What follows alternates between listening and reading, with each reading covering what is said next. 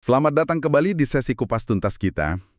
Oke, kali ini kita akan menyelami kutipan dari buku terbarunya Morgan Housel, The Art of Spending Money. Ah ya, buku itu. Kalau Anda mungkin familiar ya sama buku sebelumnya, The Psychology of Money, itu kan fokusnya lebih ke mengumpulkan kekayaan. Nah, yang ini lanjutannya. Gimana kita menggunakan uang itu? Betul.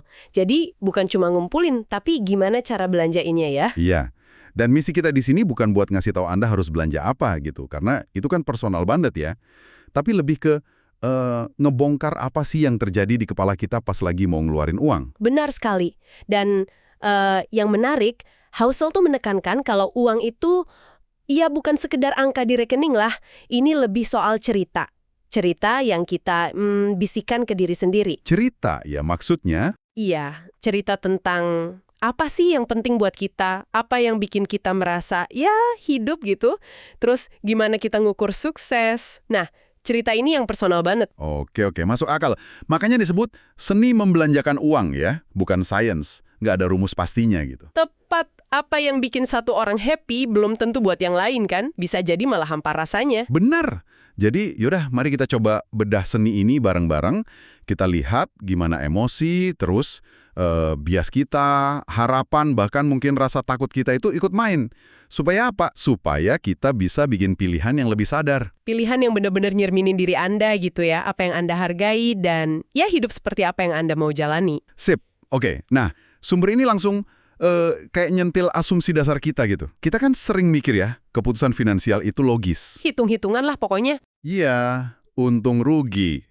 Tapi Housel bilang, tunggu dulu. Nggak sesimpel itu. Ternyata cara kita belanja itu, wah, kental banget pengaruh psikologinya. Ada apa aja tuh biasanya? Macam-macam. Ada rasa iri, terus pengen diakui lingkungan, pencarian identitas diri, bahkan rasa nggak aman yang mungkin kita nggak sadari. Jauh deh dari urusan spreadsheet doang. Menarik.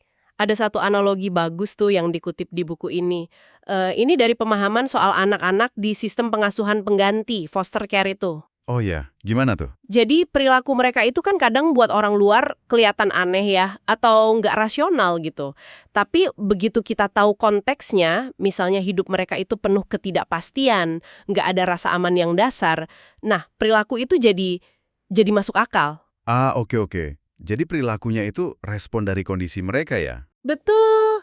Prinsipnya sama. Semua perilaku masuk akal kalau informasinya cukup. Nah, ini berlaku juga buat kebiasaan belanja kita. Pengalaman masa lalu itu ngebentuk banget cara kita pakai uang sekarang. Wah, itu dalam sih. Ini ngarah ke kutipan yang lumayan nusuk juga nih dari sumbernya. Jangan pernah ngejek cara orang belanja, karena mereka belajar itu dari kehidupannya. Maksudnya gimana tuh? Ya, maksudnya tiap orang kan hasil dari perjalanannya sendiri-sendiri ya. Punya luka, punya pelajaran beda-beda, yang akhirnya ngebentuk kacamata mereka pas ngeliat uang. Jadi cara belanjanya ya cerminan itu semua. Contoh kontras di buku ini jelas banget sih ngegambarin poin itu. Ada cerita orang yang dulunya miskin banget, terus sukses gitu finansialnya. Terus, Nah, buat dia, nyekolahin anak ke sekolah swasta paling mahal itu bukan cuma soal pendidikan, tapi itu kayak simbol validasi gitu loh, bukti kalau dia berhasil berjuang. jadi pembuktian diri ya. Iya. Di sisi lain, ada cerita Tiffany Alich, dia kan edukator finansial ya. Dia malah ngalamin yang namanya sindrom bangkrut pasca trauma. Justru karena pengalaman pahit dulu, dia jadi susah secara psikologis buat nikmatin atau belanjain kekayaan yang udah dia punya sekarang. Wah, ironis ya. Sama-sama sukses tapi beda banget reaksinya. Beda banget. Dan dua-duanya dibentuk sama masa lalu mereka. Ini menarik ya, soalnya kita sering banget, cepet banget ngejudge orang lain. Iya kan? Lihat orang beli barang mahal, wah boros nih. Lihat yang hemat banget, wah pelit nih orang. Padahal kita nggak tahu drama di balik layar mereka tuh apa. Jadi, ada dua pelajaran penting nih kayaknya dari bagian ini. Pertama ya, tegaskan aja kedaulatan Anda atas uang Anda sendiri. Nggak ada cara belanja yang benar-benar benar atau salah secara absolut. Orangnya sendiri yang harus nemuin apa yang bikin Anda happy secara otentik. Betul. Kedua, ya hati-hatilah kalau mau ngejudge cara orang lain belanja.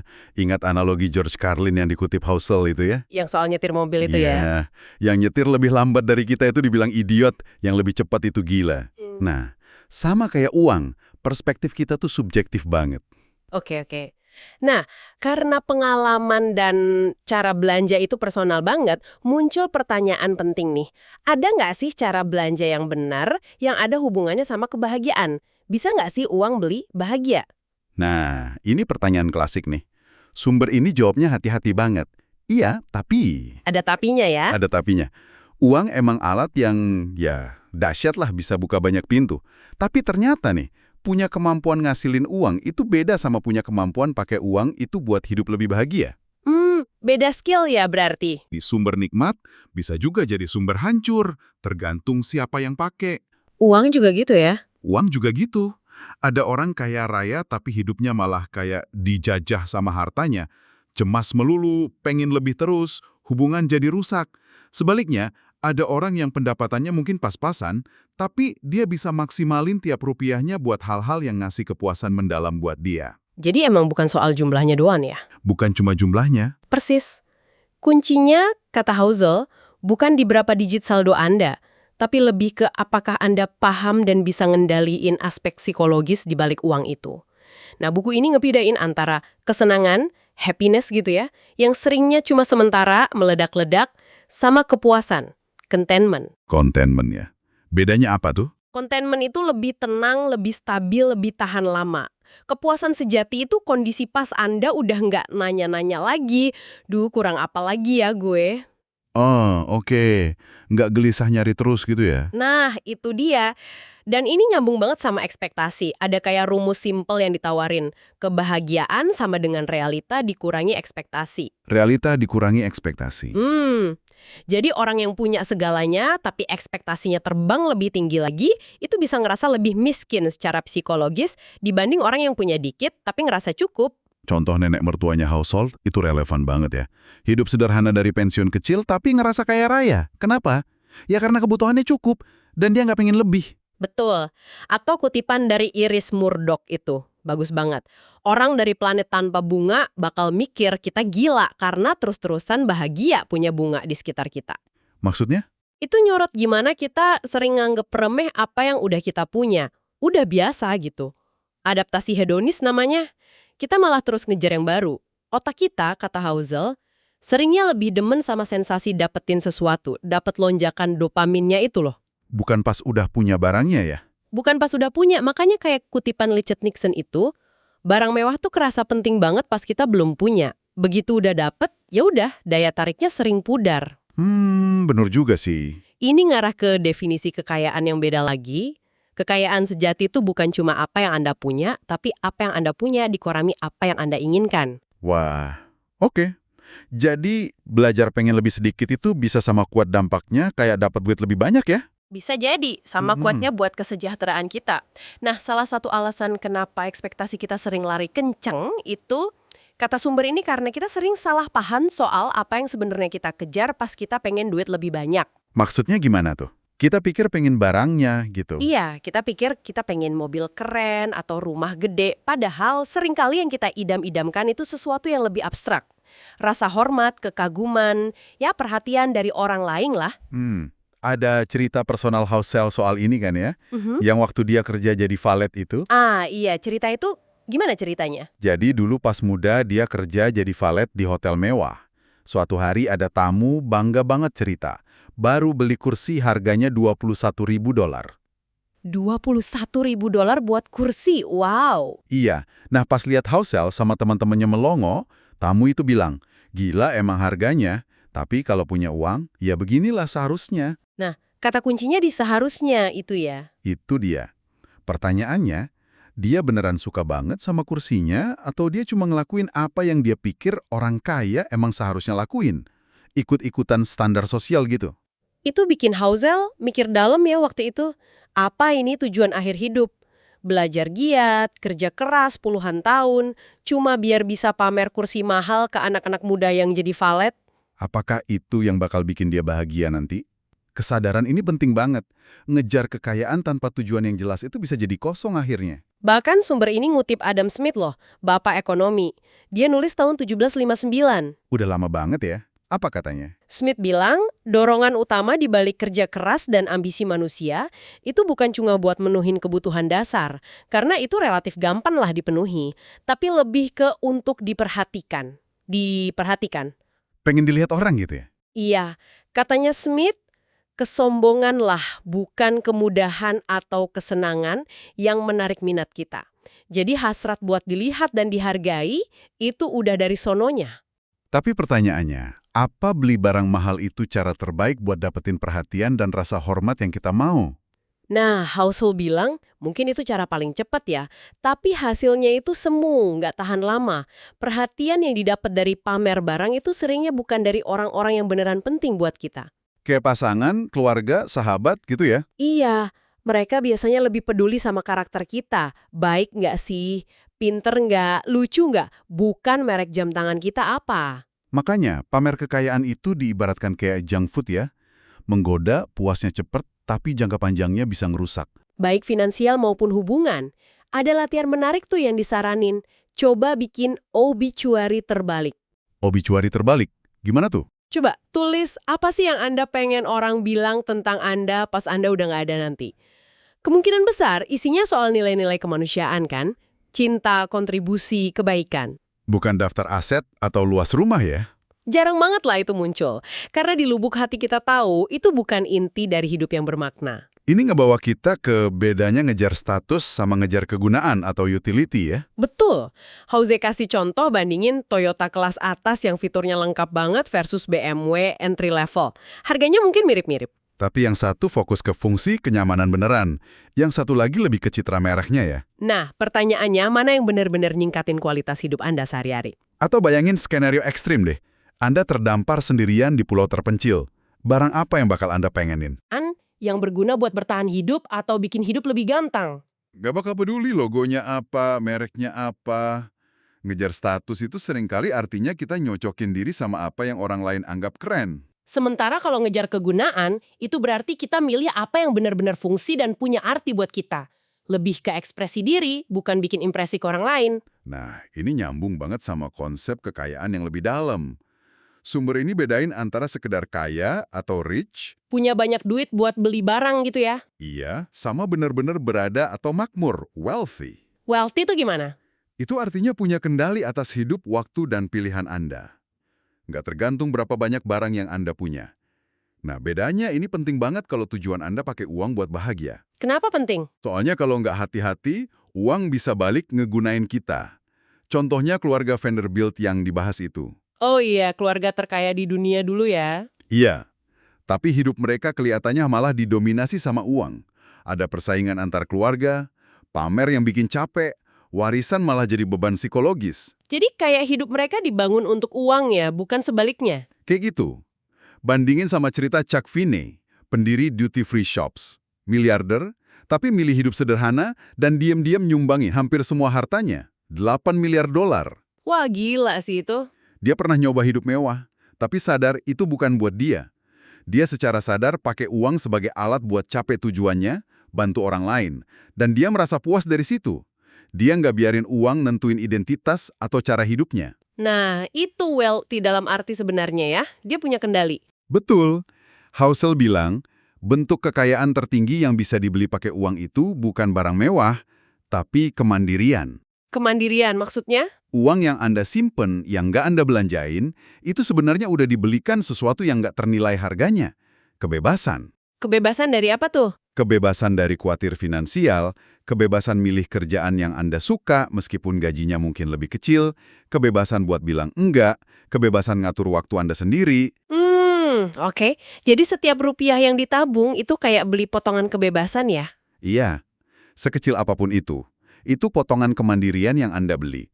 Dan ini bukan konsep nanti kalau udah pensiun doang loh, tapi sesuatu yang bisa dirasain manfaatnya sekarang. Contohnya gimana? Punya dana darurat buat beberapa bulan aja, itu udah ngasih tingkat kebebasan psikologis yang beda banget dibanding hidup dari gaji ke gaji. Ini, kata Housel, return on investment atau ROI tertinggi. Karena Anda beli kembali kendali atas hidup Anda. Masuk akal banget. Ini ngingetin ke perumpamaan nelayan Meksiko sama pebisnis Amerika itu ya? Iya, yang klasik itu. Si pebisnis kan nyaranin nelayan kerja lebih keras, bangun armada kapal, biar nanti bisa pensiun kaya raya terus santai nikmatin hidup, tidur siang, main sama anak, main gitar. Terus nelayannya jawab apa? Nelayannya jawab, tapi saya kan udah ngelakuin semua itu sekarang. Hahaha, iya. Ini bukan berarti ambisi itu jelek ya, tapi lebih ke mempertanyakan tujuan akhir dari semua ngejar kekayaan ini apa sih? Jangan-jangan gaya hidup yang kita pengenin di ujung jalan itu sebenarnya bisa diraih dengan cara lebih simpel. Kalau kita fokusnya ke kemandirian dan kepuasan, ya, bukan cuma numpuk materi. Tepat. Jadi, oke nih kalau kita udah tahu bahagia itu personal, bukan soal status. Terus kemandirian itu penting. Gimana cara praktisnya nemuin apa yang benar-benar bikin Anda bahagia pakai uang? Nah, disinilah Housel nawarin strategi corong lebar, saringan ketat. Corong lebar, saringan ketat. Gimana tuh maksudnya? Idenya mirip kayak nyari buku bacaan favorit. Awalnya coba icip-icip deh berbagai genre. Itu corong lebarnya. Baca beberapa bab dari fiksi, non-fiksi, sejarah, sains. Coba-coba dulu ya. Iya, tapi begitu Anda ngerasa satu buku ini kok nggak klik ya, jangan ragu buat ditinggalin. Itu saringan ketapnya.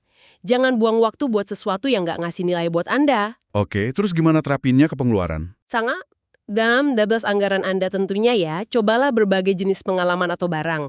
Makan di resto baru, ikut kelas melukis, beli gadget baru, traveling ke tempat aneh, donasi ke isu yang Anda peduliin. Coba sebanyak mungkin hal beda. Itu corong lebarnya. Terus, saringannya? Nah, begitu Anda sadar, pengeluaran ini kok kayaknya nggak nambah kebahagiaan atau kepuasan gue secara signifikan ya? Ya udah, berhenti lakuin itu. Itu saringan ketatnya. Jangan terus belanja sesuatu cuma karena biasanya gitu atau karena orang lain juga gitu. Contohnya Ramit Sethi yang dikutip itu ya. Dia jor-joran buat baju bagus karena itu penting buat dia. Tapi irit banget soal mobil karena dia cuek sama mobil. Nah, itu personalisasi ekstrim. Lewat proses eliminasi dan eksperimen ini, nanti Anda bakal nemu kombinasi pengeluaran unik yang paling pas buat Anda. Mungkin kelihatannya aneh buat orang lain, tapi buat Anda, itu memuaskan banget. Dan seringkali yang paling bikin bahagia itu nggak selalu yang paling mahal ya. Banget. Sumber ini ngingetin kita buat nggak kejebak asumsi harga premium sama dengan kebahagiaan premium. Kadang harga mahal itu cuma cerminan konsistensi merek aja. Kayak rasa McD di mana-mana sama. Atau ya biaya marketingnya gede. Bukan berarti kualitasnya jauh lebih bagus gitu ya. Belum tentu. Jadi beranilah eksperimen di luar merek-merek terkenal. Siapa tahu secangkir kopi di warung dekat rumah atau jalan-jalan sore di taman itu malah ngasih kepuasan lebih banyak daripada liburan mewah yang bikin stres. Oke. Nah, sebagai penutup praktis nih, Housel juga ngasih semacam panduan kebalikannya. Cara menjadi sengsara dengan uang Anda. Oh, jadi apa yang harus dihindari gitu ya? Iya, ini daftar hal-hal yang sebaiknya dihindari kalau mau punya hubungan sehat sama uang. Beberapa di antaranya, terus-terusan bandingin diri sama orang yang sedikit lebih kaya dari kita. Itu capek banget sih pasti. Capek. Terus, lebih mentingin status daripada kemandirian. Biarin uang nentuin siapa diri Anda. Terlalu bergantung sama orang lain secara finansial. Dan, ini penting, ngebiarin ekspektasi Anda tumbuh lebih cepat dari pendapatan Anda. Wah, itu jebakan Batman semua ya. Menghindari itu aja udah langkah gede banget berarti. Banget. Ini bukan soal formula ajaib biar bahagia, tapi lebih ke nyingkirin hal-hal yang hampir pasti bikin Anda nggak bahagia dalam jangka panjang soal uang. Oke. Jadi kalau kita coba rangkum nih diskusi mendalam kita dari kutipan The Art of Spending Money ini, intinya apa ya? Intinya ngelola uang, terutama pas bagian belanjainnya, itu sebuah seni ya. Sangat personal, sangat psikologis. Bukan melulu soal angka di kalkulator. Tapi lebih soal narasi cerita yang kita bangun buat diri sendiri tentang apa sih nilai kita, apa sih bahagia buat kita, apa sih sukses dalam hidup kita. Dan kebahagiaan finansial yang sejati itu seringkali bukan soal ngejar jumlah tertentu. Tapi lebih ke nemuin contentment, kepuasan itu tadi. Terus bangun kemandirian dan pakai uang sebagai alat buat dukung nilai-nilai dan tujuan hidup Anda sendiri. Bebas dari tekanan buat banding-bandingin diri sama orang lain yang nggak ada habisnya. Betul. Semoga ya kupasan kita kali ini bisa memicu beberapa refleksi penting buat Anda yang dengerin. Coba deh tanyain ke diri sendiri. Cerita apa sih yang selama ini Anda yakini soal uang? Pengeluaran kayak gimana yang ngasih Anda kegembiraan otentik, bukan cuma validasi sesaat dari luar? Dan apa sih arti kemandirian finansial yang sebenarnya buat perjalanan hidup Anda? Dan mungkin ya pemikiran penutup yang paling ngena itu pengingat Housel di Amal. Semua perilaku masuk akal kalau informasinya cukup. Termasuk perilaku kita sendiri soal uang ya. Iya, memahami ini bisa bantu kita jadi lebih empatik ke orang lain dan juga lebih jujur ke diri sendiri tentang motivasi di balik tiap rupiah yang kita keluarkan. Setuju banget. Oke, terima kasih sudah menyimak diskusi mendalam kita kali ini. Sampai jumpa lagi. Sampai jumpa di kesempatan berikutnya.